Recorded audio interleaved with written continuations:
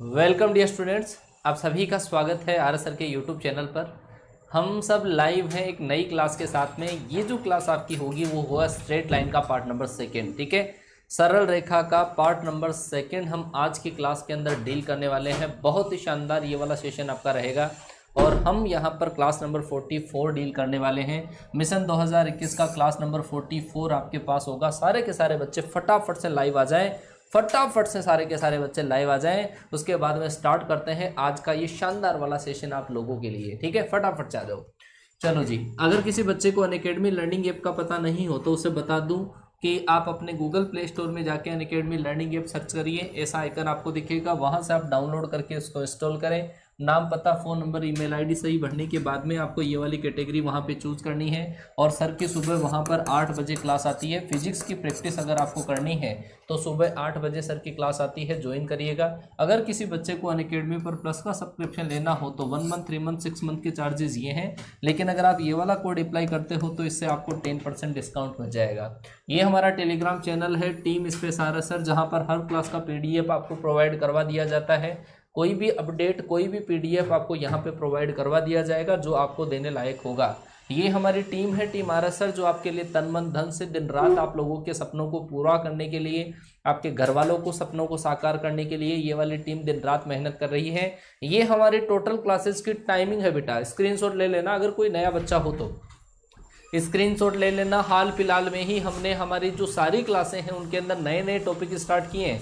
अधिकतर क्लासों के अंदर नए टॉपिक हमने स्टार्ट कर दिए हैं। जैसे ये मैथ्स की कॉन्सेप्ट की क्लास है, इसमें नया टॉपिक स्टार्ट है। इस क्लास के अंदर आपका इंग्लिश की क्लास में भी नया टॉपिक स्टार्ट है। इस क्लास के अंदर जो टॉपिक है वो भी नया स्टार्ट है। ठीक है, तो इन क्लासों के अंदर नए नए टॉपिक आपके स्टार्ट हैं। और अभी हाल फिलहाल में ही जो क्लासें जैसे पार्ट 1 हुआ है इनका, वहां से आप स्टार्ट कर सकते हो और आराम से हम आपको जंग दिला देंगे। ठीक है, जंग के अंदर जीत दिला देंगे। चलो जी बच्चा, स्टार्ट करते हैं स्ट्रेट लाइन का पार्ट नंबर सेकंड। और पार्ट नंबर सेकंड के अंदर हम क्या डील करने वाले हैं, सबसे पहले तो मैं आपको वो बता दूं कि कल की क्लास के अंदर हमने क्या डिस्कस किया था। एक बार जो भी बच्चा क्लास में आ चुका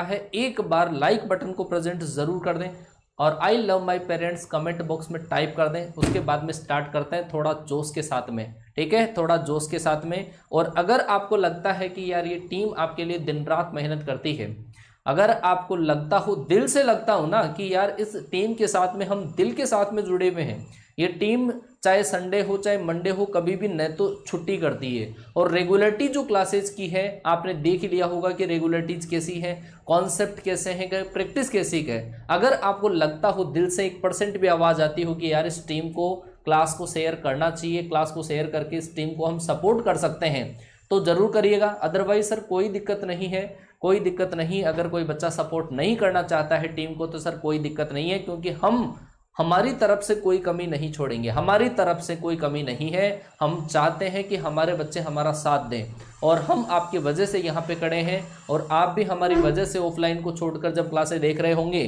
तो इतनी उम्मीद ये लाजमी है कि हम इतनी उम्मीद तो आपसे लगा ही सकते हैं कि एक एक बच्चा क्लास को शेयर तो ज़रूर करेगा। ठीक है, बाकी सर आपकी इच्छा, कोई बात नहीं। चलो जी, तो स्टार्ट करेंगे स्ट्रेट लाइन का part number second. Part number second के अंदर हम क्या डील करने वाले हैं, सबसे पहले मैं बता दूं कि पार्ट नंबर 1 के अंदर थोड़ा सा वो है ना राउडी ऑफ रोड वाला, ये ऐसा घुमा दें और घुमा के अपन रिकॉल करते हैं कि 24 घंटे पहले अपन ने इसके अंदर क्या क्या टॉपिक डिस्कस किए थे, वो टॉपिक हम कवर करते हैं। ठीक है, कि क्या क्या अपन ने डिस्कस किया था इस पार्ट में। Part number second, part number first में क्या किया था। सबसे पहले तो मैंने आपको स्लोप के बारे में बताया था कि रेखा का जो ढाल होता है वो क्या होता है। उसके बाद में मैंने जो आपके सामने डिस्कस किया था वो था आपका इंटरसेप्ट, मतलब अंतःखंड के बारे में मैंने आपको बताया था। तीसरी चीज़ मैंने आपको लाइन ऑफ इक्वेशन, एक लाइन ऑफ इक्वेशन के बारे में आपको बताया कि इक्वेशन जो आपके पास, इक्वेशन ऑफ लाइन आपके पास क्या होगी, है ना, लाइन ऑफ इक्वेशन आपके पास क्या होगी। उसके मैंने अलग अलग टाइप आपको बताया था कि एक तो आपके पास जनरल इक्वेशन होती है और दूसरा जो आपके पास होता है जनरल इक्वेशन, एक मैंने आपको बताया स्लोप इंटरसेप्ट फॉर्म बताया। उसके बाद में मैंने आपको 1 पॉइंट फॉर्म बताया। उसके बाद में मैंने आपको 2 पॉइंट फॉर्म बताया, है ना, और एक मैंने आपको इंटरसेप्ट फॉर्म बताया था। ठीक है, तो ये मैंने लाइन की इतनी पोजीशन आपको बता दी थी। ठीक है, मतलब लाइनों की हर लाइन की इक्वेशन अपन ने पढ़ ली थी। जैसे जनरल जो इक्वेशन आपके पास होती है लाइन का, वो क्या होता है आपके पास, ए एक्स प्लस का बी वाई प्लस का सी बराबर 0 होता है। एक होता है स्लोप और इंटरसेप्ट, मतलब ढाल और अंतखंड के रूप में रेखा का समीकरण, तो वो अपन ने डिस्कस किया था, वाई बराबर एम एक्स प्लस का सी डिस्कस किया था। एक बिंदु के रूप में रेखा का जो समीकरण होता है वो होता है y minus y one equal to m x minus x one. ये आपके पास 1 पॉइंट फॉर्म थी, जहां पर अगर एक पॉइंट अगर आपको दे रखा हो, एक पॉइंट दे रखा हो, ढाल अगर दे रखा हो, तो लाइन की जो इक्वेशन है वो अपन इस तरीके से निकालते हैं। अगर आपको 2 पॉइंट दे रखे होते हैं, 2 पॉइंट अगर दे रखे हो तो इस तरीके से अपन इक्वेशन निकालते हैं, y minus y one, y two minus y one, x two minus x one और x माइनस एक्स वन। ये आपके पास लाइन की इक्वेशन। एक इंटरसेप्ट फॉर्म में, मतलब अंतःखंड रूप में रेखा का समीकरण x अपॉन ए प्लस का y अपॉन बी और बराबर अपन ने 1। ये अपन ने कल की क्लास के अंदर डील किए थे। ये 5 चीजें अपन ने, ये 5 टाइप की इक्वेशंस कल की क्लास के अंदर हमने डिस्कस किए थे। ठीक है, इसके कुछ फॉर्म आपके पास है, वो भी अपन डील करेंगे। और कल आपका जो इसका प्रैक्टिस सेशन था 2:30 PM पर, हमेशा जो मैं यहाँ पे पढ़ाता हूँ उसी का प्रैक्टिस सेशन आपका होता है। तो 2:30 PM वाली क्लास में जो आपका प्रैक्टिस सेशन था उसके अंदर हमने इन सभी के रिगार्डिंग जो क्वेश्चन बनने लायक थे वो सारे डील कर लिए हैं। ठीक है, बहुत अच्छी क्वालिटी से जो क्वेश्चंस बनने लायक थे वो क्वेश्चन हमने कवर अप कर लिए हैं। चलो जी स्टार्ट करते हैं आज का आपका पार्ट नंबर 2। और पार्ट नंबर 2 में एक टाइप, मतलब टाइप नंबर 6 जो आपके पास है लाइन का, वो हम डील करेंगे। और वो है आपके पास परपेंडिकुलर फॉर्म। ठीक है, परपेंडिकुलर फॉर्म, लंब रूप में रेखा का समीकरण। लंब रूप में रेखा का समीकरण क्या होता है वो जरा डिस्कस करते हैं। लंब रूप, है ना, तो ये लंब रूप क्या होता है जरा समझना। मान लो कि कोई लाइन आपके पास इस टाइप से है, ये वाली कोई लाइन आपके पास है और इस लाइन की इक्वेशन आपको कैलकुलेट करनी है। तो इस लाइन की इक्वेशन में 2 चीजें आपको गिवन है। क्या कि सर, एक तो इस लाइन पर मूल बिंदु से डाले गए लंब की लंबाई, इस लाइन पर मूल बिंदु से डाले गए लंब की लंबाई वो तो क्या है P, और ये जो अल्फा है इस लंब द्वारा x एक्सिस से बनाया गया कोण है। ये परपेंडिकुलर डाला अपन ने इस लाइन के ऊपर। इस लाइन की इक्वेशन मुझे कैलकुलेट करनी थी, इस लाइन की मुझे इक्वेशन कैलकुलेट करनी है। और इस लाइन पर ओरिजिन से परपेंडिकुलर डिस्टेंस आपको दे रखी है P, और ये जो परपेंडिकुलर है, जो लंब है, उस लंब के द्वारा x एक्स से बनाया हुआ जो एंगल अगर अल्फा हो, तो ऐसी कंडीशन के अंदर ये जो लाइन की इक्वेशन होती है वो क्या होती है, x कोस अल्फा प्लस का y साइन अल्फा और इक्वल टू आपके पास क्या होता है P। x cos alpha plus y sine alpha equal to आपके पास क्या होता है P होता है। बेटा ध्यान देना, बहुत इंपॉर्टेंट चीज है ये, बहुत इंपॉर्टेंट चीज है।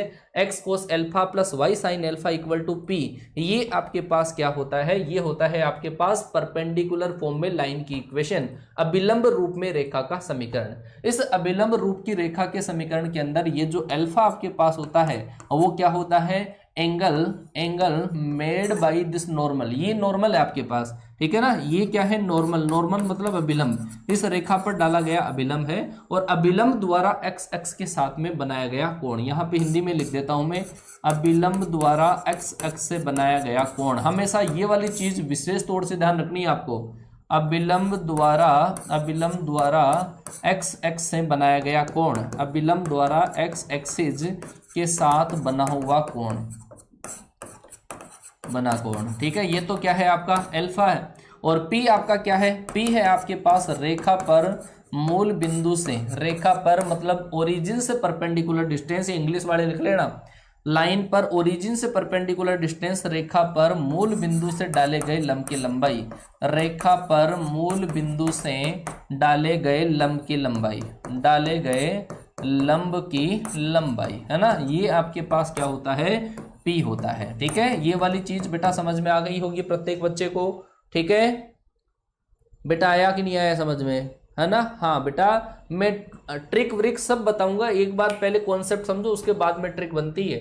बिना कॉन्सेप्ट के कोई ट्रिक नहीं बनती है। अगर आपने प्रैक्टिस सेशन देखा है ना 2:30 PM वाली क्लास का, 2:30 पे जो मेरा प्रैक्टिस सेशन आता है उस पर पूरी ट्रिक ही ट्रिक होती है। ठीक है, चलो जी, तो ये आपके पास इक्वेशन होती है, कैसे इसमें कन्वर्जन वगैरह सारी चीजें होती है। ठीक है ना, चलो जी एग्जाम्पल बताते हैं, बिल्कुल एग्जाम्पल बताएंगे इसका, है ना। चलो जी, आपको ऐसा दे रखा है एक नमूना, देखो आपको ऐसा दे रखा है, ये वाला फॉर्मूला, ये वाला जो फॉर्मूला है ना, ये आपको तब काम में लेना है जब आपको एक परपेंडिकुलर डिस्टेंस के बारे में बता दिया जाए।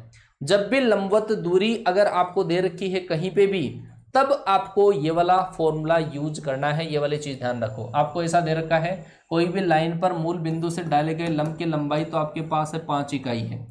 किसी भी लाइन पर मूल बिंदु से डाले गए लंब की लंबाई तो आपके पास कितनी है 5 इकाई है। और रेखा पर रेखा का अभिलंब जो है अभिलंब द्वारा नॉर्मल द्वारा एक्स एक्सिस के साथ बनाया गया एंगल, अभिलंब द्वारा एक्स एक्सिस के साथ में जो एंगल बनता है एक्स एक्सिस के साथ में एंगल, वो अगर आपका 45 है तो लाइन की इक्वेशन लिखिए। लाइन की इक्वेशन क्या होगी बेटा? मैंने बार बार चिल्ला चिल्ला के बोला है, वो चीज आप विशेष तौर से ध्यान रख लेना कि एंगल जो होता है वो नॉर्मल द्वारा एक्स एक्सिस के साथ में होता है।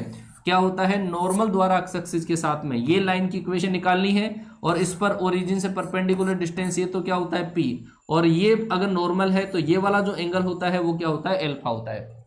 आपको यही दे रखा है, P बराबर दे रखा है, अभिलंब द्वारा एक्स अक्ष के साथ में एंगल कितना दे रखा है? 45 दे रखा है, अल्फा बराबर 45 दे रखा है। इसका मतलब आपके पास क्या होगा कि सर ये होगा एक्स कोस अल्फा प्लस का y sine alpha equal to आपके पास क्या होगा? P होगा। यहाँ पे ओनली वैल्यू पुट करनी है। वैल्यू पुट करोगे तो आपके पास x कोस 45 आ जाएगा और प्लस आपके पास y साइन 45 आ जाएगा और इक्वल टू आपके पास कितना आ जाएगा? 5। ठीक है, बस वैल्यू पुट करो सर x बाई रूट 2 प्लस वाई बाई रूट 2 और इक्वल टू आपके पास कितना आ जाएगा? 5। क्रॉस मल्टीप्लाई किया x plus y equal to 5 root 2। ये सर आपके पास लाइन की इक्वेशन आ जाएगी। ये आपके पास लाइन की इक्वेशन आ जाएगी। उम्मीद है इतना समझ में आया होगा। x plus y equal to 5 root 2 आ जाएगा। X cos alpha plus y sine alpha equal to P। लेकिन कई बार क्या होता है बेटा, उलझाने के लिए, इस क्वेश्चन को थोड़ा सा उलझाने के लिए थोड़ा सा इसमें मेकअप कर दिया जाता है। Fair and lovely plus powder दोनों लगा दिए जाते हैं। तो वो अपन किस तरीके से डील करेंगे वो सुनना। ठीक है, मैं क्वेश्चन बोल रहा हूं वो सुनना कि कैसे क्वेश्चन को घुमाया जाता है वो देखते हैं। कि आपको ऐसा दे रखा है रेखा द्वारा लाइन द्वारा एक्स एक्सिस के साथ में, लाइन द्वारा एक्स एक्सिस के साथ एंगल, एक्स एक्सिस के साथ में जो एंगल है वो है सर आपके पास 60 डिग्री। और रेखा पर लंब की लंबाई, रेखा पर मूल बिंदु से डाले गए लंब की लंबाई अगर 3 यूनिट हो तो लाइन की इक्वेशन आपको निकालनी है। अब इस बार मेकअप कर दिया क्वेश्चन के अंदर। क्या मेकअप है जरा सोचो कि रेखा द्वारा एक्स एक्स के साथ में बनाया गया कोण वो तो कितना है आपके पास 60 डिग्री है, और इस रेखा पर मूल बिंदु से डाले गए लंब की लंबाई कितनी है? 3 इकाई। तो आपको लाइन की इक्वेशन निकालनी है। जरा सोचो कि लाइन द्वारा आपके पास एक्स एक्सिस के साथ में बना हुआ एंगल क्या होगा। कि सर मैं ऐसा मान लूं आपको अब जो एंगल दे रखा है बेटा वो आपके पास देखो ये जो फॉर्म होती है ना x cos alpha plus y sine alpha equal to P, इसके अंदर ये जो एल्फा होता है वो एल्फा होता है नॉर्मल द्वारा इस लाइन पर ओरिजिन से मूल बिंदु से जो लंब डालेंगे उसके द्वारा बनाया गया एंगल होता है एक्स एक्सिस से। तो यहां पर केस दूसरा है, यहां पर लाइन का एंगल दे रखा है आपको, एंगल आपको 60 डिग्री ये दे रखा है। कहीं आप अल्फा की जगह 60 काम में मत लेना, गलत हो जाएगा। ठीक है, चलो देख कैसे करते हैं। तो आप क्या करोगे, आपको जो एंगल चाहिए वो ये वाला एंगल चाहिए कि ये वाला एंगल आपका कितना बनेगा। ये वाला एंगल कितना बनेगा? नॉर्मल द्वारा एक्स एक्सिस के साथ में जो आपका एंगल बनेगा वो आपको चाहिए। नॉर्मल द्वारा एक्स एक्सिस के साथ में जो एंगल चाहिए है ना वो अपन कैलकुलेट करेंगे कि सर ये 60 है और ये हमारे को पता है ये 90 है। ठीक है, तो सर ये वाला एंगल कितना आएगा? 30। तो सर ये वाला एंगल कितना आया? 150। तो इसका मतलब आपके पास इसके नॉर्मल द्वारा एक्स एक्सिस से बना हुआ एंगल कितना आ गया? 150 आएगा। तो ये वाली वैल्यू आपको पुट करनी है। ठीक है, अल्फा बराबर कितना आएगा? 150 और P बराबर आपको कितना दे रखा है? 3। यहाँ पे वैल्यू पुट करनी है। क्यों? क्योंकि मैंने बोल दिया था कि ये अल्फा लाइन का एंगल नहीं होता है, लाइन द्वारा एक्स एक्सिस के साथ में एंगल नहीं होता है, ये होता है लाइन पर जो अपन परपेंडिकुलर डालते हैं ओरिजिन से उसका और एक्स एक्सिस के बीच का एंगल होता है, वो अपन अल्फा काम में लेते हैं। आया बेटा समझ में? 150 होगा, 150 होगा। आ गई क्या बात समझ में? चलो जी अब कैलकुलेट कर लेना और वैल्यू आपको पुट करनी है। यहां पर 150 की वैल्यू कैलकुलेट करो और आंसर आ जाएगा। क्लियर हुआ बेटा? बेटा मैंने क्या बोला कि अल्फा जो एंगल होता है वो होता है परपेंडिकुलर द्वारा एक्स एक्स के साथ में बना हुआ कोण होता है, रेखा द्वारा एक्स एक्स के साथ बना हुआ कोण नहीं होता है। बस ये मैंने बोला है। ठीक है, समझना, फिर से समझना कि सर इस क्वेश्चन के अंदर आपको ये दे रखा था कि लाइन के द्वारा दे रखा है, लाइन के द्वारा एक्स एक्सिस के साथ में बना हुआ कोण कितना है 60। तो ये तो लाइन बना रही है, ये तो लाइन बना रही है, लाइन वाला थोड़ी चाहिए अपने को, लाइन वाला तो थीटा होता है। आपको जो एंगल चाहिए वो ये चाहिए कि नॉर्मल से अगर आप इस पे परपेंडिकुलर डालो 90 डिग्री यहां पर अगर बने तो आपको इस परपेंडिकुलर और एक्स एक्सिस के बीच का एंगल चाहिए कि सर ये 60 हो गया, ये 90 हो गया, तो ये कितना हो गया 30। तो इसका मतलब सर ये कितना हो गया कि सर वो आपके पास 150, टोटल 180 होता है, 180 में से 30 माइनस किया तो ये वाला एंगल आ गया आपके पास 150। आया समझ में? नहीं बेटा 30 नहीं होगा, 30 नहीं होगा, 30 अगर आप मेजर करोगे 150 डिग्री एंगल होगा आपके पास, ठीक है, 30 नहीं होगा 150 होगा, पॉजिटिव एक्स एक्सिस की डायरेक्शन से आपको मानना 150 होगा। क्लियर हुआ बेटा? चलो जी आगे चलते हैं। तो ये वाली जो गणित थी आपके पास वह है नॉर्मल फॉर्म, और नॉर्मल फॉर्म में किसी भी लाइन की इक्वेशन को कन्वर्ट करने के लिए क्या करते हैं वो भी सोचो। मान लो कि आपके पास ऐसा दे रखा है, कन्वर्जन सीखते हैं कि कैसे अपन कन्वर्ज करते हैं, कन्वर्जन है ना, कन्वर्जन समझ लेना, TION, कन्वर्जन कैसे अपन कन्वर्ज करेंगे, कोई भी जो लाइन होगी उसको दूसरी लाइन की फॉर्म में कैसे कन्वर्ट करेंगे।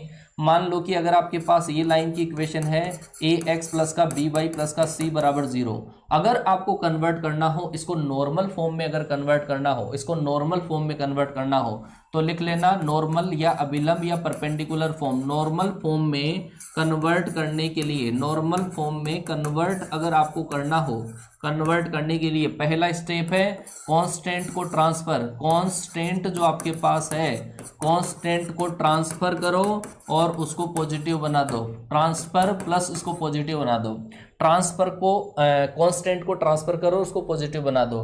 दूसरा आपके पास दोनों side under root a square plus b square से डिवाइड कर दो, तो जो आपके पास लाइन है वो क्या बन जाएगी, वो बन जाएगी नॉर्मल फॉर्म में बन जाएगी। क्या बन जाएगी? नॉर्मल फॉर्म में बन जाएगी। फिर से सुनना कि अगर आपके पास ये लाइन की इक्वेशन दे रखी है और अगर इसको नॉर्मल फॉर्म में आपको कन्वर्ट करना है, नॉर्मल फॉर्म में अगर आपको इसको कन्वर्ट करना है तो सबसे पहले आपको इस कांस्टेंट को ट्रांसफर करना पड़ेगा।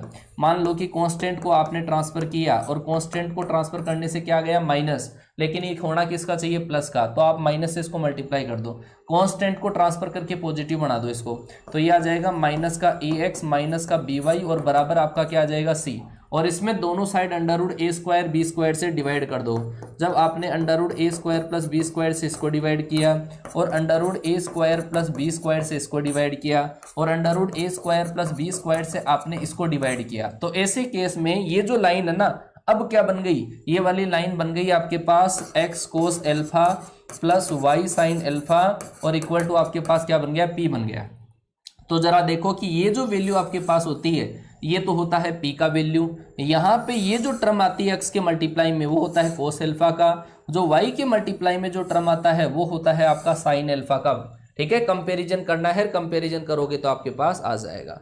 ठीक है, जरा समझने की कोशिश करते हैं। एक और नमूना मैं आपको दिखाता हूं कि कैसे कन्वर्ट किया जाता है और इससे रिलेटेड जो सवाल आते हैं वो आपके पास कैसे आते हैं। मान लो कि बेटा आपको एक क्वेश्चन दे रखा है 3x प्लस का 4y माइनस का 10 बराबर 0। आपको क्या पूछा है इस क्वेश्चन के अंदर, आपको ये पूछा है कि इस रेखा पर मूल बिंदु से लंब की लंबाई निकालो। मूल बिंदु से लंब की लंबाई निकालनी है, मूल बिंदु से लंब की लंबाई और एंगल आपको बताना है कि एंगल इस परपेंडिकुलर द्वारा एक्स एक्सिस के साथ में जो एंगल बनता है वो क्या होगा। ठीक है, समझना, ठीक है, समझो कि यहां पर आपके पास 3x प्लस का 4y माइनस 10 दे रखा है। तो सबसे पहले मैंने आपको क्या कहा कि नॉर्मल फॉर्म में लाइन की इक्वेशन को कन्वर्ट करने के लिए पहले कांस्टेंट को आप ट्रांसफर करो और कांस्टेंट को ट्रांसफर करके पॉजिटिव बना दो, तो आपने पॉजिटिव बना दिया, पॉजिटिव ऑलरेडी ये ट्रांसफर करना था। अब इसके अंदर under root a square plus b square का क्या कर दिया divide, a square b square का मतलब क्या है कि सर ये आपके पास 9 प्लस 16 का अंडर रूट करोगे तो कितना आएगा 25 और 25 का स्क्वायर रूट करोगे तो 5 का आपको क्या करना है डिवाइड। 5 का जब आप डिवाइड करोगे तो 3/5 into x plus 4/5 into y और बराबर आपके पास कितना आ जाएगा 2। तो ये आपके पास क्या आ जाएगा, एक लाइन का इक्वेशन आ जाएगा और इस लाइन की इक्वेशन के अंदर ये जो आपके पास है ना, जो यहाँ पे लिखा हुआ है वो किसका वैल्यू है कि सर ये वाला वैल्यू होता है पी का, सर ये वाला वैल्यू किसका होता है, सर ये होता है कोस एल्फा का, और ये वाला जो वैल्यू होता है वो किसका होता है सर साइन एल्फा का। तो ये वाली चीज आपको समझ में आ गई होगी, ये वाली चीज आपको समझ में आ चुकी होगी। P बराबर तो आपके पास 2, साइन एल्फा बराबर 4/5, कोस एल्फा बराबर 3/5। बोलो समझ में आया कि नहीं आया? आया बेटा समझ में? तो ये आपके पास एक परपेंडिकुलर फॉर्म था। अब लाइन की जो फॉर्म है ना आपके पास वो तो कंप्लीट है। मैंने आपको 6 टाइप से लाइन की फॉर्म पढ़ाई है। जनरल फॉर्म पढ़ाई है, 1 पॉइंट फॉर्म पढ़ाया है, स्लोप इंटरसेप्ट, एक इंटरसेप्ट फॉर्म, एक 2 पॉइंट फॉर्म, और ये आपके पास क्या है परपेंडिकुलर फॉर्म या नॉर्मल फॉर्म में लाइन की इक्वेशन। नॉर्मल फॉर्म में लाइन की इक्वेशन क्लियर हो गया? चलो जी, हाँ जी आगे डिस्कस करते हैं। आगे वाला जो पॉइंट आपके पास है, position of a line and a point. Position of a point with respect to line. Position of a point with respect to a line. ठीक है, एक लाइन के रेस्पेक्ट में अपन पॉइंट की पोजीशन को चेक करेंगे कि वो पॉइंट की पोजीशन आपके पास क्या होगी। ठीक है, समझना कि सर आपके पास इसके अलग अलग पोजीशन हो सकते हैं। मान लो कि लाइन ऐसी है, एक पॉइंट सर आपका यहाँ पे रहा, एक पॉइंट आपके पास यहाँ पे है, दूसरा पॉइंट आपके पास यहाँ पे है, तीसरा पॉइंट आपके पास यहाँ पे है, चौथा पॉइंट आपके पास यहाँ पे है, पांचवा पॉइंट मान लो कि मैंने यहाँ पे मान लिया। ठीक है, तो बात को समझना, इस लाइन की इक्वेशन आपको दे रखी होगी ax प्लस का by प्लस का c बराबर 0। ये आपके पास एक लाइन दे रखी है। अगर आप ये जो पॉइंट आपको दे रखा होगा, मान लो कि x1, y1 एक पॉइंट आपको दे रखा है, इस पॉइंट के कोऑर्डिनेट आपको लाइन की इक्वेशन में रखनी है। पॉइंट का जो कोऑर्डिनेट है वो लाइन की इक्वेशन में आपको रखना है। मान लो कि लाइन की इक्वेशन में आपने रखा और वो आ गया आपके पास ax1 प्लस का by1 प्लस का c, और अगर ये पॉइंट अगर लाइन की इक्वेशन को सेटिस्फाई कर दें, इसको अपन S1 नाम से दे देते हैं S1। ठीक है, ये जो S1 आपके पास होगा, S1 आपके पास जो होगा वो या तो 0 हो सकता है, या फिर आपके पास क्या हो सकता है ग्रेटर देन 0 हो सकता है, या फिर आपके पास लेस देन 0 हो सकता है। अलग अलग कंडीशन के अंदर हो सकता है। मान लो कि ये आपके पास S1 बराबर अगर आपके पास 0 आया, चलो आप इसको इस तरीके से समझोगे, इसके अंदर 1 मिनट में दूसरा तरीका बताता हूं। सबसे पहले आपको क्या करना है कि आपको ये जो पॉइंट दे रखा है, इस पॉइंट को लाइन की इक्वेशन में रखना है। जो पॉइंट आपको दे रखे हैं, ये जो 4-5 पॉइंट जो भी दे रखे हैं, उन सब को इस लाइन की इक्वेशन में रखना है। तो लाइन की इक्वेशन में रखोगे तो आप देखो कि ये जो पॉइंट है 1 और 4 वो लाइन के ऊपर की तरफ है ना, ऊपर की साइड में। ये जो आपके पास 3 और 5 है वो नीचे की साइड में, ये जो 2 है वो लाइन के ऊपर है। तो ये जब दूसरा पॉइंट अगर आप इसके अंदर रखोगे, दूसरा पॉइंट वो तो क्या करेगा सेटिस्फाई करेगा। दूसरा पॉइंट अगर आप इसमें रखोगे तो आपके पास सेटिस्फाई करेगा, और उसको क्या कहा जाएगा, उसको कहा जाएगा ऑन द लाइन। क्या कहा जाएगा? On the line. जिन पॉइंटों को लाइन की इक्वेशन में रखने से सेम साइन अगर आता है, तो वो होते हैं लाइन के एक ही साइड। सेम साइन अगर आता है, जैसे मान लो कि पहला पॉइंट आप जब इसके अंदर रखोगे तो S1 आएगा, चौथा पॉइंट जब आप इस लाइन की इक्वेशन में रखोगे तो S4 आएगा। अगर ये सेम साइन के आते हैं, सेम साइन के अगर आपके पास आते हैं, जिन के पास भी एक ही साइन आएगा, या तो पूरे पॉजिटिव या नेगेटिव, पूरे पॉजिटिव आ जाए या पूरे नेगेटिव आ जाए, सेम साइन के आने चाहिए, वो लाइन के अंदर एक ही साइड होंगे। ठीक है ना, सेम साइड, ये सेम साइन वाले जो होंगे वो लाइन के सेम साइड होंगे। अगर मान लो कि अपोजिट साइन का अगर कोई आता है, विपरीत चिन्ह का, एक पॉजिटिव आ गया और एक दूसरा नेगेटिव आ गया, तो वो लाइनों के दूसरी तरफ होंगे, अलग अलग होंगे, तो वो होंगे आपके पास अपोजिट साइन। ठीक है ना, अभी एक एग्जांपल बताऊंगा, उससे आपका और क्लियर हो जाएगा। ठीक है, एक पॉइंट की आपके पास बहुत सारे पॉइंट दे रखे होते हैं, लाइन के रेस्पेक्ट में अगर पॉइंट की पोजीशन देखनी हो तो वो जो पॉइंट है वो आप लाइन की इक्वेशन में रखो, उससे आपके पास अलग अलग साइन आएंगे। एक नमूना देखो इसका, उससे आपको ज्यादा सही, इसको सही से समझ में आएगा। नमूना देखो, मान लो कि आपके पास एक लाइन की इक्वेशन दे रखी है 3x प्लस का 4y प्लस आपके पास 5 बराबर 0। ये आपके पास एक लाइन है, आपके पास एक पॉइंट लिखा हुआ है -2, -4। ठीक है, पहला पॉइंट। दूसरा पॉइंट आपके पास क्या है, दूसरा पॉइंट मैंने लिख दिया 1, 0 लिख दिया। तीसरा जो पॉइंट है वो मैंने लिख दिया आपके पास 2, -3 लिख दिया।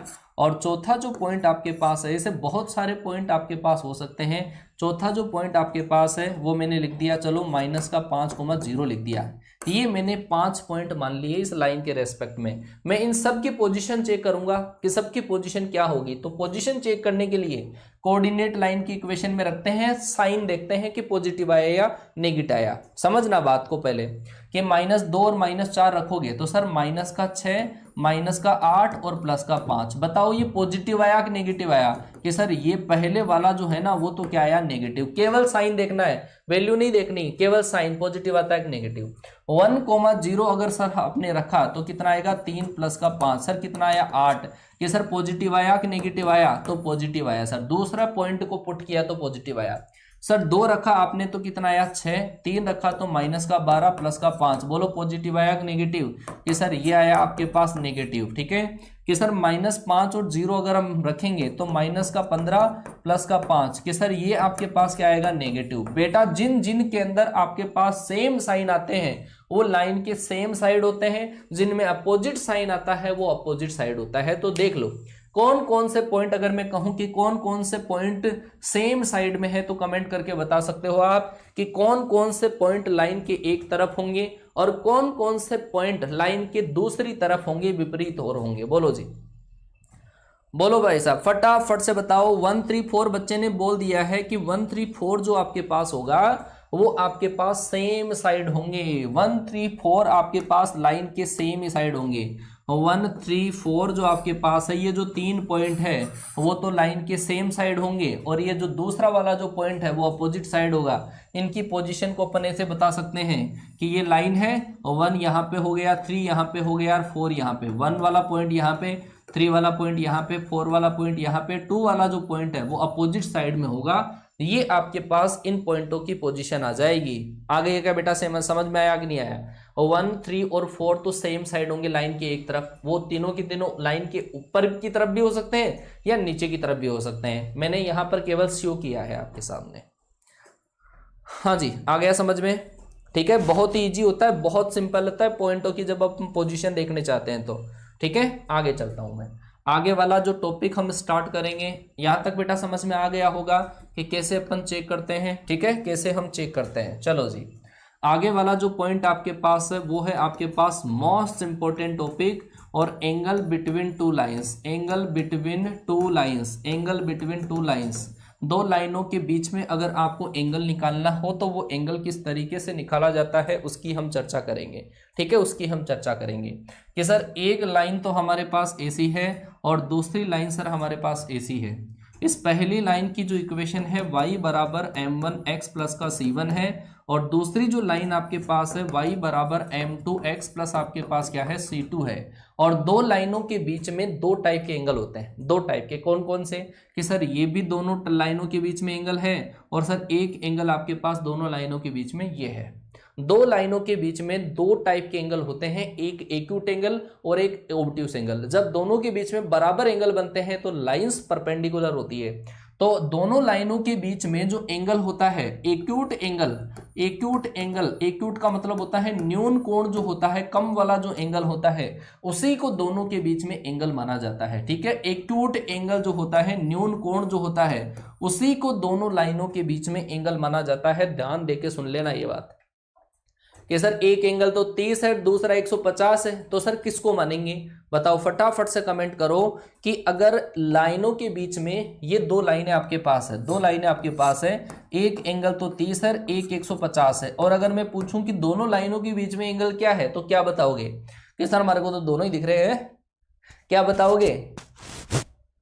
हाँ जी बताओ बताओ बताओ फटाफट से। -2 बिल्कुल सही करा है मैंने। अब ये ध्यान दो आप, है ना, कि 30 और 150 में से कौन सा एंगल अपन मानेंगे? कौन सा एंगल मानेंगे? कि सर वो एंगल माना जाएगा 30 वाला।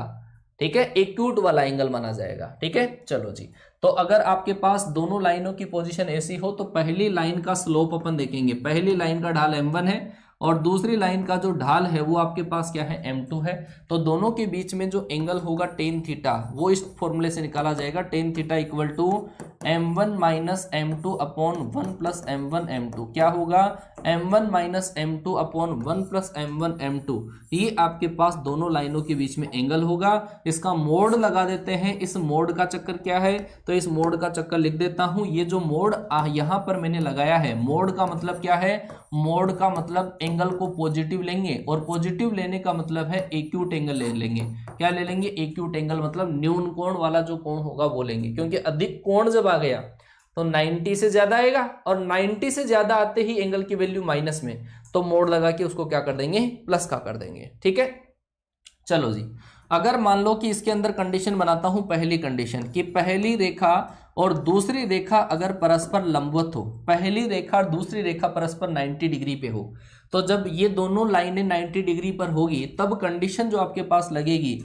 वो कंडीशन लगेगी m1 इंटू m2 बराबर -1। कंडीशन क्या लगेगी, m1 इंटू m2 बराबर -1। ये बताने की जरूरत नहीं है, यहाँ पे 90 रखोगे 1/0 आएगा, 0 इधर और ये इधर मल्टीप्लाई होगा तो 1 प्लस m1 m2 बराबर 0 आता है, जिससे m1 m2 बराबर क्या आ जाता है, -1 आ जाता है। अगर मान लो कि दोनों लाइनें आपके पास पैरेलल हो, L1 और L2 पैरेलल हो, दो लाइनें जब पैरेलल होती है तो दोनों के बीच में एंगल क्या बनता है, 0 डिग्री। जब दोनों के बीच में 0 बनेगा तो tan 0 की वैल्यू 0। तो इस केस में m1 बराबर आपका क्या होगा, m2 होगा। दोनों रेखाओं का जो ढाल होगा वो क्या होगा, बराबर होगा। दोनों रेखाओं का ढाल क्या होगा, बराबर होगा। अगर दो रेखाएं परस्पर लंबवत हो तो दोनों के ढालों का प्रोडक्ट हमेशा क्या होता है, -1 होता है। और अगर दो लाइंस पैरेलल होती है तो दोनों का जो स्लोप होता है, ढाल होता है, वो क्या होता है, बराबर होता है। इतनी गणित आपको समझ में आ गई होगी बेटा, इतनी गणित आपको समझ में आ गई है ना। चलो जी, यहां से ये वाली गणित अपन निकाल सकते हैं। अगर एक का स्लोप दे रखा हो, दूसरी का स्लोप निकालना हो, तो ये m2 बराबर क्या हो जाता है, -1/m1 हो जाता है। ये वाली गणित आप लगा सकते हो। ठीक है, चलो जी बेटा, आप ये बता सकते हो क्या, अगर मान लो कि दोनों लाइनों के बीच में एंगल अगर 45 हो, ठीक है, जब दोनों लाइनों के बीच में एंगल 45 हो, थीटा बराबर अगर मैं 45 लिखूं, तो इस केस में आपके पास जो गणित आएगी वो आएगा 1 प्लस m1 इंटू m2 बराबर m1 माइनस m2। ठीक है, ये वाली गणित भी हम लगा सकते हैं, 1 प्लस m1 m2 बराबर m1 माइनस m2। ठीक है, थीटा बराबर 45 की कंडीशन में। चलो जी, ये तो था सर आपके पास स्लोप फॉर्म में, जब लाइन की इक्वेशन आ जाए, है ना, स्लोप फॉर्म में बिल्कुल बताऊंगा यार, थोड़ा सा पेशेंस तो रखो। स्लोप फॉर्म में लाइन की इक्वेशन अगर आपके पास दी हुई आ जाए तब करेंगे, लेकिन अगर कई बार स्लोप फॉर्म में लाइन की इक्वेशन नहीं आई, एक बच्चे ने पूछ लिया कि सर स्लोप फॉर्म में लाइन की इक्वेशन नहीं आए तब, तो भाई साहब लाइन की जो इक्वेशन आएगी वो आपके पास ऐसी आएगी, a1x प्लस का b1y प्लस का c1 इक्वल टू 0। एक लाइन तो आपके पास ये है आपके पास जनरल फॉर्म, व्यापक रूप है। और दूसरी जो लाइन है आपके पास वो होगी आपके पास a2x प्लस का b2y और प्लस आपके पास c2 इक्वल टू 0। अब आपको स्लोप दिया हुआ नहीं है, लेकिन जब स्लोप दिया हुआ नहीं है तो स्लोप निकाल लेंगे अपन। कैसे निकालते हैं स्लोप, सर कि सर स्लोप जो होता है, पहले लाइन का जो स्लोप होगा वो होगा -x का गुणांक बटे y का गुणांक। क्या कि सर -x का गुणांक बटे y का गुणांक, वो होता है आपके पास स्लोप, है ना, जनरल फॉर्म में। और इस दूसरी लाइन का जो स्लोप होगा वो होगा -x का गुणांक बटे y का गुणांक। क्या, -x का गुणांक बटे y का गुणांक। ठीक है, ये दो लाइनें आपके पास है। पहली कंडीशन आपके पास क्या हो सकती है, अगर दोनों लाइनें आपस में एक दूसरे को इंटरसेक्ट करें। दूसरी हो सकती है कि दोनों लाइनें आपस में एक दूसरे के पैरेलल हो। और तीसरी कंडीशन हो सकती है एक लाइन के ऊपर ही क्या हो, दूसरी लाइन हो, ऐसे एक के ऊपर एक। इसको क्या बोला जाता है, इसको बोला जाता है कोइंसिडेंट।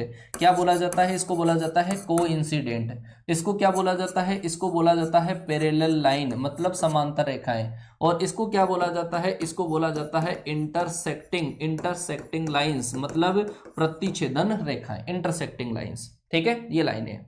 जब ये पैरेलल वाला केस आता है तो इस केस के अंदर होता है सर a1 अपॉन b1 बराबर आपके पास, चलो आप ऐसा भी लिख सकते हो, एक मिनट,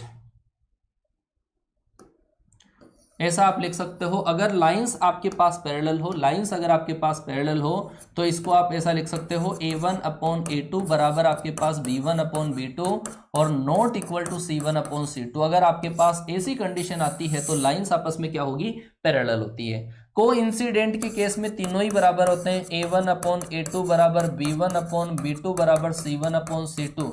जब ये तीनों के तीनों ही इक्वल आ जाते हैं तो इसको क्या बोला जाता है, कोइंसिडेंट बोला जाता है। और इंटरसेक्टिंग के केस में होता है sir A1/A2 not equal to आपके पास B1/B2। तो ये वाली गणित भी आप ध्यान रख लेना, ठीक है, ये वाली गणित भी आपको ध्यान रखना है, ठीक है।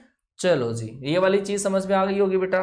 फटाफट से देखो यस नो में मुझे जवाब दे दो कि ये वाली गणित आपके काम में आती है, ये आपको समझ में आ गई, यस और नो फटाफट से, यस और नो फटाफट से बताओ यार, फटाफट से बताओ, मुझे आगे अभी तो और करवाना है ना, फटाफट से बताओ आया कि नहीं आया समझ में।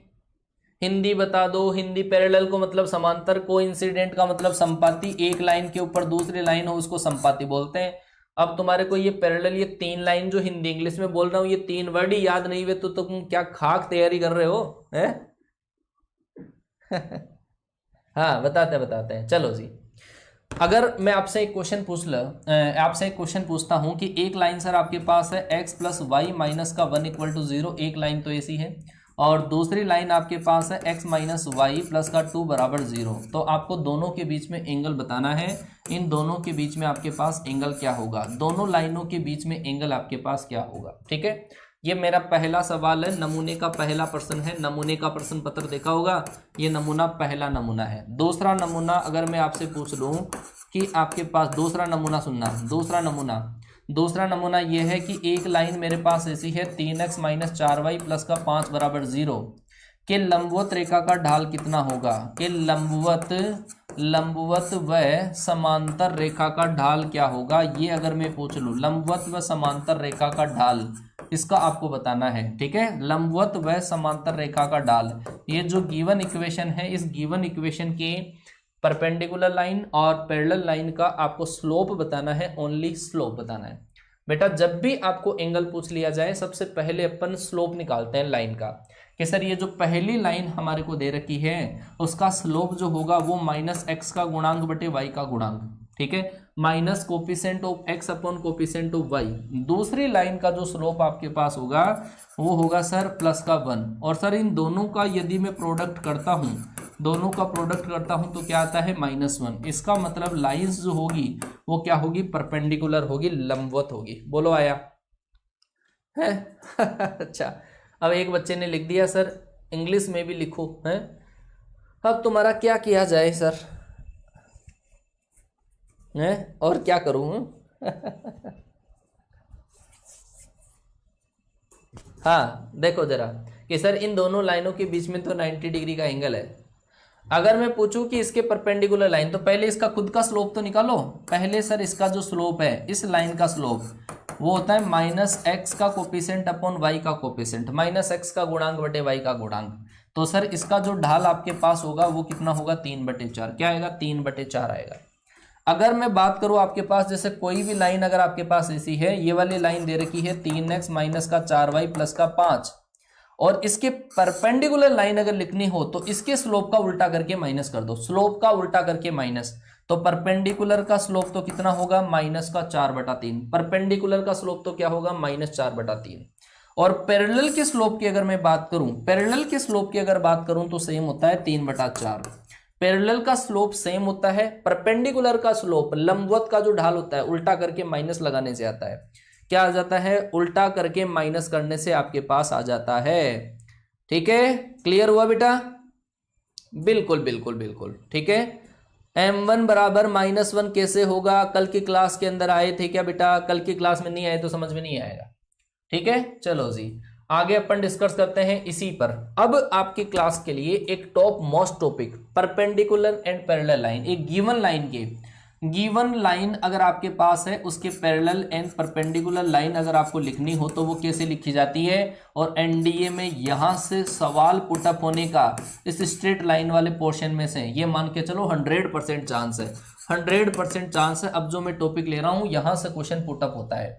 Parallel and perpendicular line, parallel and perpendicular lines, ठीक है, परपेंडिकुलर लाइंस। अगर एक गिवन लाइन के आपको समांतर रेखा और लंबवत रेखा अगर लिखनी है तो वो अपन किस तरीके से लिखते हैं वो जरा देखो, ठीक है, समझना। मैं बेटा हिंदी और इंग्लिश के अंदर मैं बोलने की कोशिश कर रहा हूं, क्योंकि यार बार बार अगर आप गोछा करते हो ना बेटा, है वो बोलते हैं ना, संजय सर बोलते हैं कुचरनी करते हो, बार बार अगर आप गोछा करोगे कमेंट बॉक्स में तो यहां से मेरा अगर ध्यान डाइवर्ट हुआ तो नुकसान आपका है, नुकसान आपका। मैं कमेंट इसी वजह से तो नहीं देखता हूं क्योंकि बच्चे काफ़ी जो बच्चे आते हैं वो क्लास में टाइम पास करने आते हैं, उनको ये फीलिंग नहीं होती है कि अपने माँ बाप अपने से क्या चाहते हैं। जो बच्चा अपने माँ बाप के लिए बिल्कुल फेथफुल है, ठीक है ना, जो अपने माँ बाप के लिए बिल्कुल लॉयल है, जिसको पता है कि यार जब बच्चा पैदा होता है, बच्चा जब पैदा होता है उसकी माँ उसके लेटरिन तक साफ करती है और पहला वर्ड माँ बाप का वो ही सिखाती है, बोलना सिखाती है, और उस बच्चे की वजह से अपने माँ बाप का मुंह बंद हो जाता है।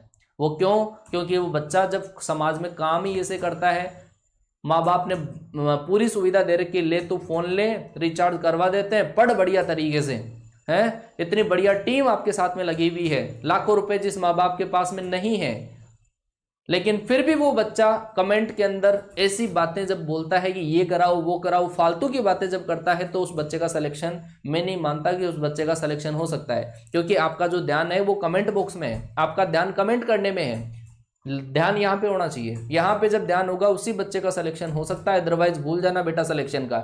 10 लाख बच्चे एग्जाम देते हैं तो कहाँ आपका नंबर आएगा, देख लेना आप।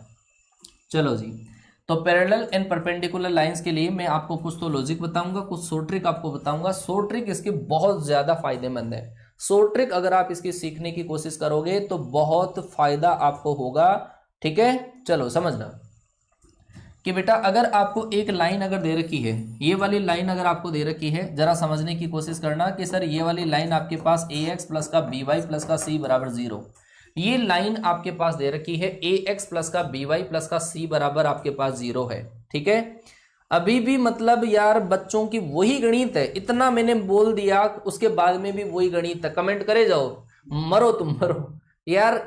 मतलब जब मैंने बोल दिया कि आपको फोकस यहां पे करना है, मैं पूरा कॉन्सेप्ट डिलीवर करने की कोशिश कर रहा हूं, अपना 100% देने की कोशिश कर रहा हूं, ठीक है ना। फिर भी अगर आप गोचा करोगे ना तो नुकसान आपका है। कोई सिंगल बच्चा भी मुझे न तो राय देने की कोशिश करे न सजेशन देने की कोशिश करें, कमेंट मत करो बस, ठीक है। कॉन्सेप्ट यहां से समझो बेटा, ठीक है ना। ये आपके पास एक लाइन है ax प्लस का by प्लस का c बराबर 0, और इसके एक तो लिखनी है आपको पैरेलल लाइन। तो आप बताओ कि सर पैरेलल लाइन तो आपके पास जो आएगी वो ऐसी आएगी, और अगर मैं सर लिखूं परपेंडिकुलर लाइन, तो परपेंडिकुलर मतलब इसके जो लंबवत रेखा आएगी वो लंबवत रेखा आपके पास इस तरीके से आएगी। तो बेटा ये वाली जो लाइन आपके पास जो लिखी हुई है ना, पैरेलल लाइन का केस बहुत सिंपल है। ये वाली जो लाइन आपके पास है वो क्या है, पैरेलल लाइन है, मतलब समांतर रेखा है। पैरेलल का मतलब है समांतर रेखा। जब भी कोई लाइन के अगर आपको समांतर रेखा लिखनी हो, समांतर रेखा लिखनी हो, तो इतना इतना पार्ट जो है वो आपको एज इट इज रखना है, इतना इतना पार्ट आपको एज इट इज रखना है, केवल कांस्टेंट को चेंज करना है, ठीक है, कांस्टेंट को चेंज करना है। तो इस रेखा का जो समीकरण होगा आपके पास वो क्या आ जाएगा कि सर वो आ जाएगा ax प्लस का by प्लस लेमडा बराबर 0, क्योंकि सर आपने बोल दिया था कि केवल कांस्टेंट को चेंज करना। अभी नमूने बताऊंगा, एक एक क्वेश्चन दिल दिमाग में उतार दूंगा। ये आपके पास पैरेलल लाइन की पोजीशन आप इस तरीके से लिखोगे। ये लेमडा कहां से आएगा कि सर इस लेमडा के लिए आपको अलग से कंडीशन दी जाएगी। कैसे कि आपको ये बताया जाएगा कि इसके पैरेलल लाइन जो ये वाली लाइन है वो एक पॉइंट से होकर गुजरती है। जैसे पॉइंट दे देगा 0 0 दे दिया, तो 0 0 अगर मैं यहां पे रखूंगा तो लेमडा की मेरे पास वैल्यू आ जाएगी, ठीक है ना। ऐसे लेमडा के लिए अलग कंडीशन देंगे, अभी क्वेश्चन कराऊंगा मैं। लेकिन अगर परपेंडिकुलर वाला केस आ जाए, अगर परपेंडिकुलर वाला केस आ जाए, परपेंडिकुलर लाइन अगर आ जाए, मतलब लंबवत रेखा अगर आपको लिखनी हो, लंबवत रेखा अगर आपको लिखनी हो तो वो लिखने का तरीका क्या है। मान लो कि आपके पास ऐसा लिखा हुआ है ax प्लस का by प्लस का c बराबर 0, तो परपेंडिकुलर लाइन लिखने के लिए आपको करना यह है कि ये जो टर्म है ना, ये y का कोफिशिएंट उसको x का बना दो, x का कोफिशिएंट आपका y का बना दो, और ये जो बीच में जो आपको दे रखा है साइन पॉजिटिव है तो नेगेटिव कर दो, और नेगेटिव है तो पॉजिटिव कर दो, साइन चेंज, और इस कांस्टेंट को भी आप चेंज कर दो। फिर से सुनना, y का कोफिशिएंट x का बना दो, x का कोफिशिएंट y का बना दो, बीच का साइन चेंज कर दो और कांस्टेंट को चेंज कर दो, परपेंडिकुलर लाइन अपने पास आ जाएगी। इसका मतलब सर परपेंडिकुलर लाइन क्या होगी, वो होगी सर bx माइनस का ay, और कांस्टेंट को चेंज करना है, कांस्टेंट को अपन चेंज करके λ1 बराबर 0। तो ये जो लाइन आपके पास होगी वो क्या होगी, ये है आपके पास शॉर्ट ट्रिक मेथड है। परपेंडिकुलर लाइन अगर आप लिखना चाहते हो तो इस तरीके से लिख दिया जाएगा। आ गई बात समझ में, परपेंडिकुलर लाइन है।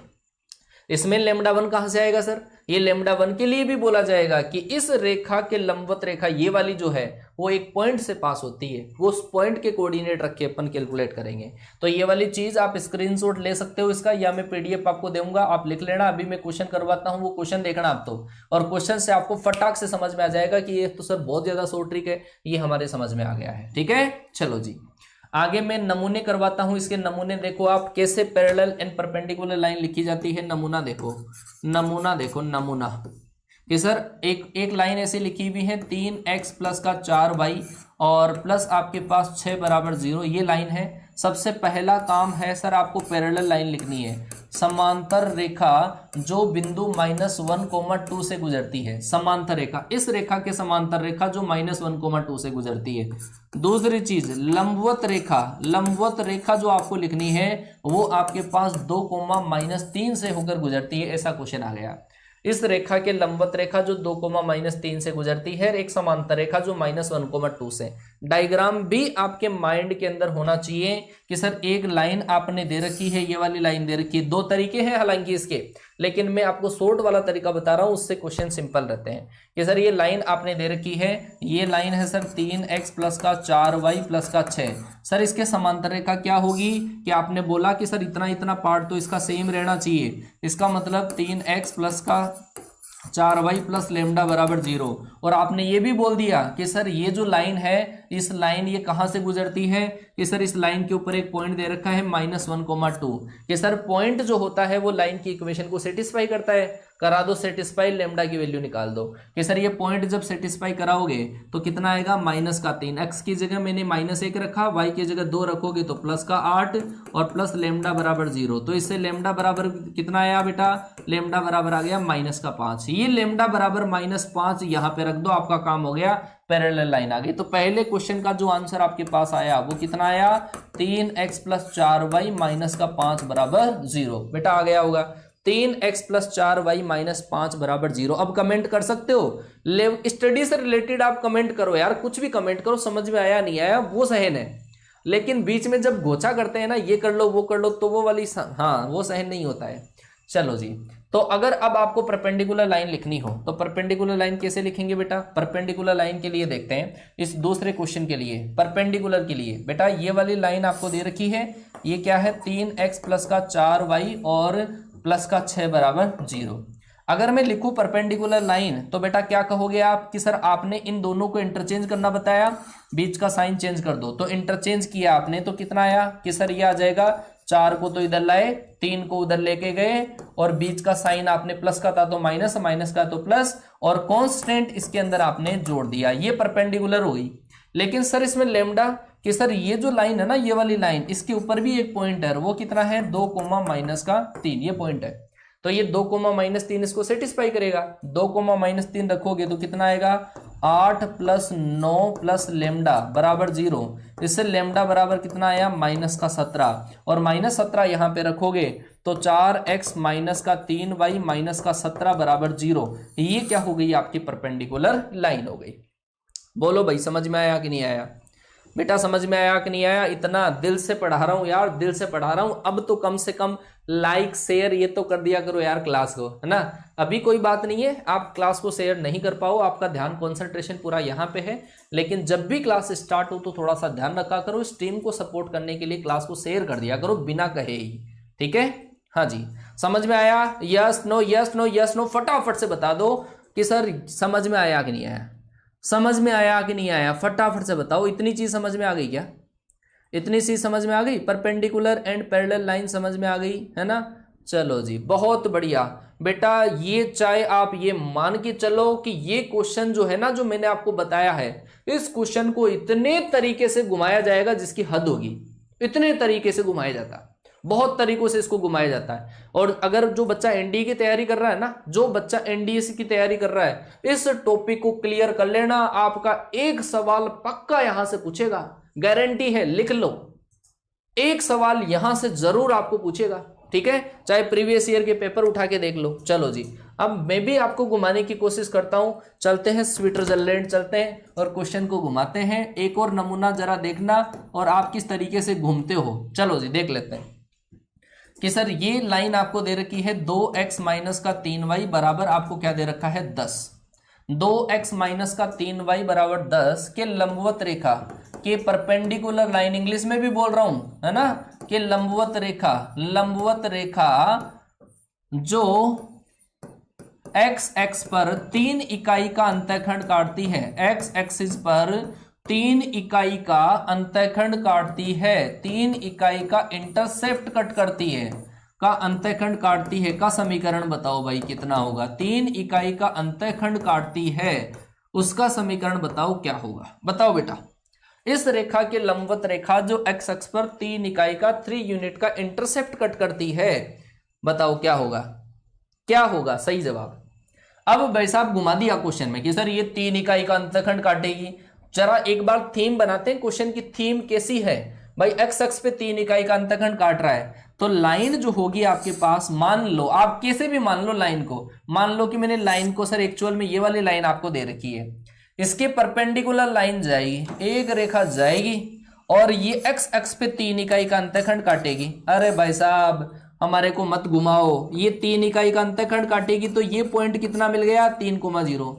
अरे पहले भी तो पॉइंट ही दिया हुआ था, अरे पहले वाले क्वेश्चन में क्या दिया हुआ था कि लंबवत रेखा इस पॉइंट से गुजरती है, अब भी आपको क्या दे दिया, लैंग्वेज चेंज कर दी, लेकिन पॉइंट समझ गए सर कि पॉइंट 3,0 है, पॉइंट क्या है 3,0। बहुत बढ़िया बेटा कि सर परपेंडिकुलर के केस में इसको इंटरचेंज, बीच में साइन चेंज, कांस्टेंट चेंज, इसका मतलब सर। और बेटा आप ये मान लो कि जब ऑप्शन हो ना आपके पास तो आपको ज्यादा जरूरत ही नहीं है, आप परपेंडिकुलर के केस में कई बार यहाँ पे प्लस, इन दोनों को सेम, पहले तो यही गणित देखना, इतना इतना ही देखना आप तो ऑप्शन के अंदर, उसी में भी आपके पास 2 ऑप्शन तो कट जाएंगे। तो क्या करेंगे सर कि ये आ जाएगा 3x प्लस यहाँ पे 2y और बराबर आपका कांस्टेंट। कांस्टेंट की वैल्यू कैसे कि सर ये लाइन जो आ गई परपेंडिकुलर, ये वाली लाइन वो कहां से पास हो रही है 3 0 से, तो 3 0 इसमें रखेंगे, 3,0 रखोगे तो लैम्डा बराबर आपका कितना आ गया 9। काम आपका हो गया 3x प्लस 2y बराबर आपका, बोलो आया कि नहीं आया, 3x प्लस का 2y प्लस 9 नहीं बेटा, प्लस 9 नहीं, देख लो अपने कांस्टेंट को, बराबर 9 आना चाहिए, देख लो कांस्टेंट को किधर भी ले सकते हो आप, कांस्टेंट को किधर भी ले सकते हो, लेकिन जो क्वेश्चन में दिया हुआ हो ना उधर ही लेना, ज्यादा फायदे में रहोगे क्वेश्चन को। हाँ बहुत बढ़िया बेटा, बहुत बढ़िया, इसी तरीके से पढ़ना है। अब एक और सवाल में करवा दूं, आपकी इच्छा हो तो बोलो, एक एनडीए का प्रीवियस ईयर का सवाल ही करवा दूं। अरे तैयार हो क्या बेटा, चैलेंज करो कि सर तैयार है, हम फोड़ देंगे, फटाफट से बताओ मुझे कि सर आप कोई सा भी क्वेश्चन दे दो, कितना घुमा दो, हम तैयार हैं, फोड़ देंगे क्वेश्चन को। क्लियर है? हाँ जी, चलो जी, ये बेटा क्लास 11 बजे से स्टार्ट होती है और इस चैनल को ज्वाइन कर लो, टीम स्पेस आर सर हमारा टेलीग्राम चैनल, इसको ज्वाइन कर लो, पूरी चीजें पता चल जाएगी। चलो जी, अब एक और क्वेश्चन मैं आपको घुमाता हूं, जरा देखना, और ये नमूना ही मान लो एनडीए का प्रीवियस ईयर का question same as it is यहीं से फोटोकॉपी था। ये क्वेश्चन सर मेरे पास ऐसा है कि चलो सिंपल ही दे देता हूं, 3x माइनस का 4y बराबर आपके पास है सर 12, 3x माइनस 4y बराबर 12 के लंबवत रेखा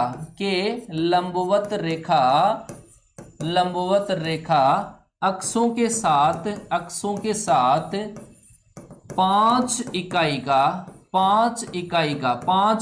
ये क्षेत्रफल दे रखा है ना, 5 इकाई क्षेत्रफल का त्रिभुज निर्मित करती है, क्षेत्रफल का त्रिभुज बनाती है। तो बताओ उस लंबवत रेखा का समीकरण क्या होगा, बोलो जी, समझ गए क्या बात को कि सर इस रेखा के परपेंडिकुलर, इस लाइन के परपेंडिकुलर लाइन जो दोनों अक्षों के साथ में 5 इकाई त्रिभुज, 5 इकाई जो क्षेत्रफल है उसका त्रिभुज बनाती है, तो उसका समीकरण क्या होगा। ये लो जी, ठीक है। हाँ ये एनडीए का सवाल है, same as it is photocopy, समझना कि सर 3x माइनस 4y बराबर 12 के लंबवत रेखा निकालो पहले तो, और फिर उसका एरिया जो ट्राइंगल बनता है एक्सों के साथ में। एक चीज मैं बता दूं आपको, जिनको आता है वो करे जाए और जिनको नहीं आता है वो मैं समझाने की कोशिश करता हूं। बेटा कोई भी ट्राइंगल अगर एक्सिस के साथ में जब ऐसा बनता है, ये वाला इंटरसेप्ट ए होता है, ये बी होता है, तो इसका एरिया क्या होता है कि सर इसका एरिया होता है हाफ ए बी। क्या होता है? हाफ ए बी होता है। ठीक है, वो उसी तरीके से आपको निकालना। सर ए कैसे निकालूं मैं और बी कैसे निकालूं, वो निकालने का तरीका आपको आना चाहिए कि ए और बी सर कैसे निकाला जाएगा। मैंने कहा कि सर इसके परपेंडिकुलर लाइन अक्षों के साथ में 5 यूनिट एरिया का एक ट्राइंगल बनाती है, तो बताओ आपके पास इसके परपेंडिकुलर लाइन कौन सी होगी।